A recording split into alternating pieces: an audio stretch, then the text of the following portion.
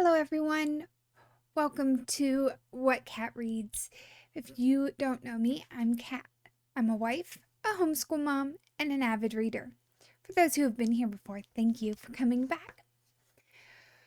We are into June, which normally would mean that I would do a May wrap up telling you everything that I read during May. Well, I've been actually pretty diligent this last month of doing a vlog.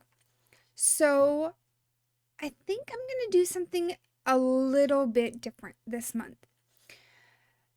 I'm going to look at what I read and kind of pull out a few books that I read and my thoughts on those. I did read 17 books this month. 4 of those were fantasy, 3 were thriller, 7 were romance, 1 was contemporary, 2 historical fiction, and that covers 13 adult books, 4 YA novels, 5 physical reads that I had the actual book for, 6 digital, and 6 audio. So overall, at least the way I was consuming the books was pretty even. And the number of adult books I read being a whole lot more is not super surprising this month for 2 reasons. One, I've noticed this year I'm shifting a little more toward that adult genre. I work with high schoolers, so I see enough of their drama. I don't need to read it in a book. And I'm getting to a point where some YA is just too high school or middle school even on some of them, and I'm just not enjoying that as much. So I'm moving more toward adult.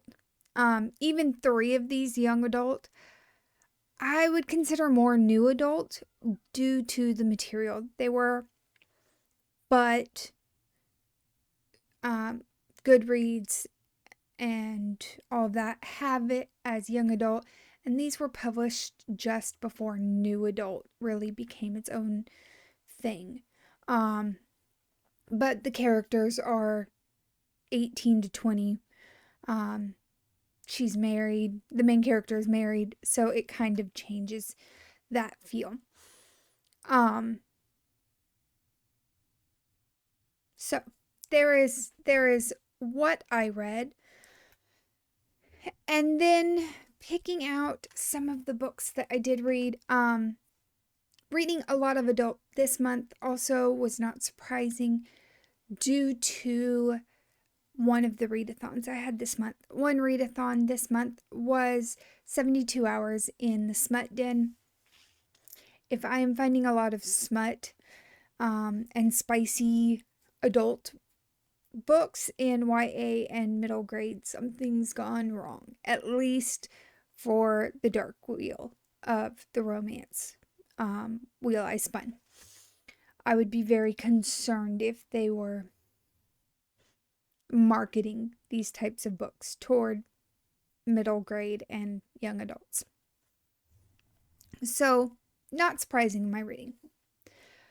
But looking at what I did read, my favorite book of May, I don't have a physical copy of. Actually, none of these do I have a physical copy of. But my favorite one was A Touch of Darkness.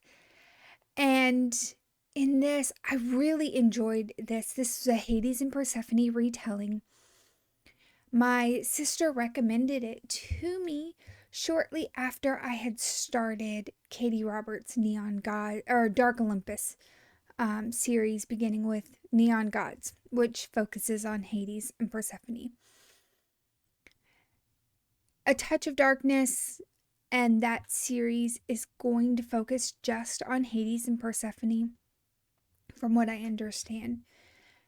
And I didn't want to start it right then because I just finished Neon Gods.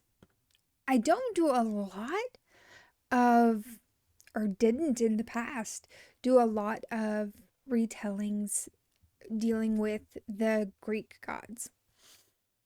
But this was an amazing spin on their tale. I kind of enjoyed the magic system. Not kind of. I really enjoyed the magic system that was in there, and the cover is gorgeous. I almost bought a copy when my sister told me to read it because, oh, because I just wanted that gorgeous cover on my shelf. But again, I held off for a little bit. This one I picked up during the 72-hour smut den. Once I picked it up, the characters were so well written and the plot was such a driving force through the book that I didn't want to put it down. Would I have felt that way if I didn't have the same push that I had during the 72 hours? I don't know. During that 72 hours, I did read 5 smut novels, and so was it the excitement of being in that readathon that really pushed me through, or was it the characters and the plot? I don't know, but I really did enjoy it, and found myself not wanting to put it down. And one thing that I really, really liked in this one was that the smut that was in it was there to support the plot, not the other way around. Many times in dark romance, sometimes the author can fall into a trap of, here are some great smut scenes, now let's work the plot around that. And this did not feel like that. The smut really felt that it was there to support the plot and was not the main going. But I really enjoyed that one. That one was definitely my favorite in May. I have given it a 5 stars. It was amazing. The most surprising book that I read in May was Layla by Colleen Hoover. Many of us know Colleen Hoover for writing books like It Ends With Us and November 9 and Confess. And we have a lot of these characters who are not characters that you necessarily would look forward to reading or to emulating. In November 9, we have stalking. In It Ends With Us, we have a couple who are trying to get past and break the generational chains of domestic violence. And so we kind of have these real heavy themes that lead to characters with a lot of red flags. This one, I didn't get that same feel. To me, it felt more along the lines of Verity, where it's that thriller that, here's this quirk and let's see how it plays out. One thing that I loved at the end of Layla, though, is that there's kind of that firm ending. Verity, we read it for book club one year, and like half of us were leaning one way with the ending and the other half were leaning another way, because there's not that real full disclosure of, here is the truth and here's how you handle it. With Layla, we didn't get that. One other thing that was really fun with Layla that I did not expect going in, maybe I didn't read the synopsis right, is that Colleen Hoover is playing with the paranormal in this one. And it is so much fun to kind of read that and see how that's playing in. There is a little bit of romance in it, but it is not written for the romance story so much as it's that thriller. And that being said, there wasn't a lot of smut in it. There weren't a lot of those spicy scenes that are described very vividly, even in Verity, where the thriller was the main thing. We don't have headboard biting and things like that. If you've read Verity, you'll understand. But, and at the end of the book, I wasn't left with that icky feeling that I end up with a lot of the happy endings that we get from Colleen Hoover. And by that, I just mean that, like, the relationship didn't feel like it shouldn't have happened.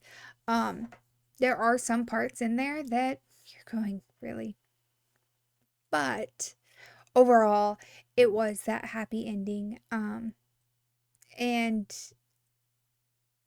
I was very satisfied with the ending. That leads me to my most heartbreaking read of the month. And that was Sinner by Sierra Simone.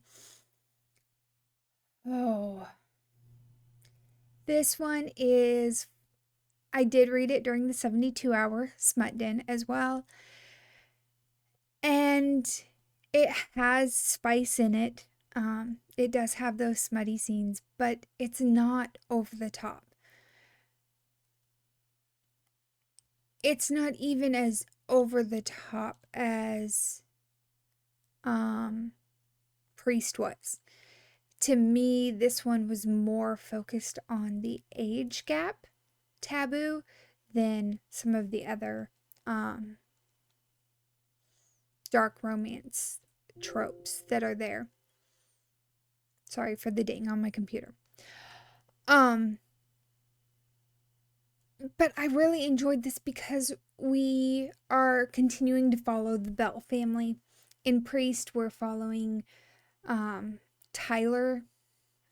Tyler, who was the priest. He became a priest after some events in his household that caused his family to kind of turn away from the church for a while. And even to some part the community to turn away for a while. And his whole purpose, or his whole reasoning, was he felt that God was leading him to bring healing to the community and to his family. In Sinner, we're following Aiden, the oldest brother, who is the one who first finds the issues that are happening that happened in his family. And I really thought it was going to deal a little more with that. And it didn't. But, oh my goodness, the feelings this one brought. I did not cry in Priest. I cried in Sinner. And part of that is because of how close to home it hit for me, tinged with some jealousy, because the Bells get that chance to say goodbye that I did not. And let me just say, cancer sucks. And if you have read Priest, you know where that's heading. And hold on, because it was tough for me, at least in that part. And lastly, I have to talk about my biggest disappointment.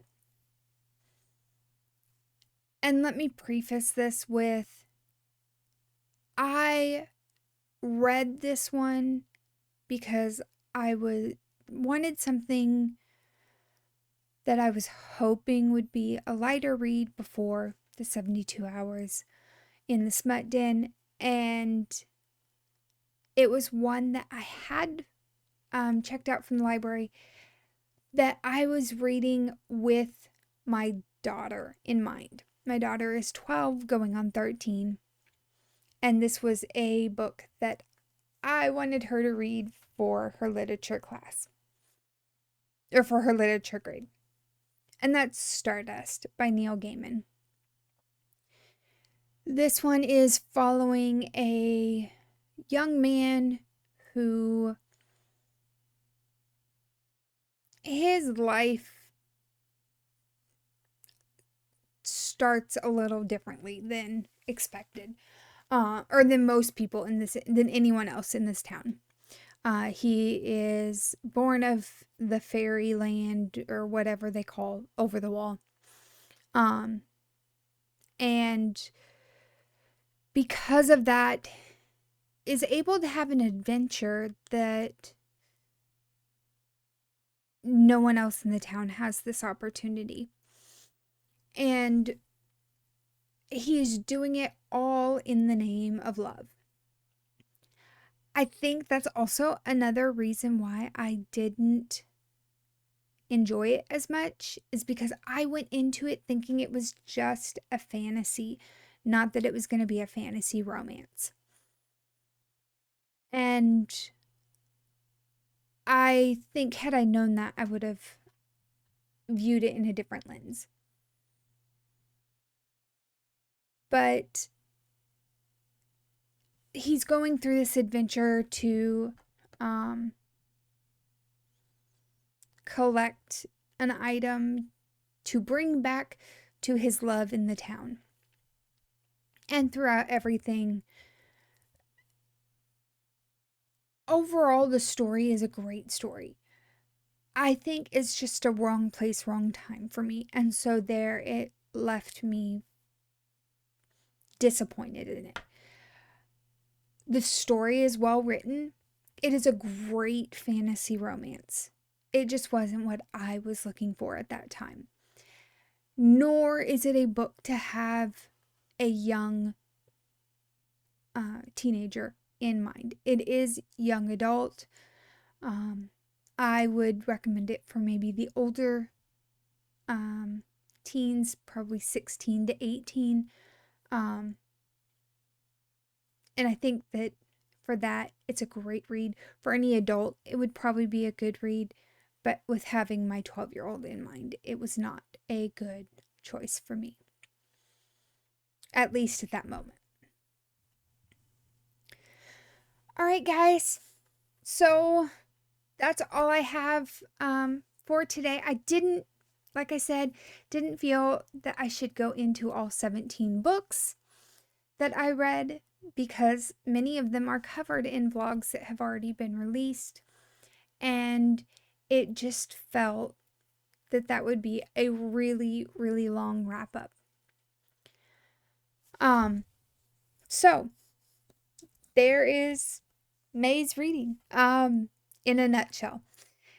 I had a great time during May. It is one of my best reading months that I've ever done. And they were all novels. Nothing was, well, I had 2 short stories. But nothing was graphic novels. Even the short stories were over 150 pages. So, a great month for reading. And I didn't get behind in my other stuff in life. It wasn't that I stopped living. I still had my house clean. I still, cooked dinner for everyone. I just had a great reading month and was able to balance my time using different mediums. Audiobooks were great for chores and cooking and things like that. But please let me know in the comments if there are any books that you think that I should read. And if you enjoyed this type of wrap up, please hit the thumbs up so that I know kind of where to lean in the future. And I will see you next time. Bye.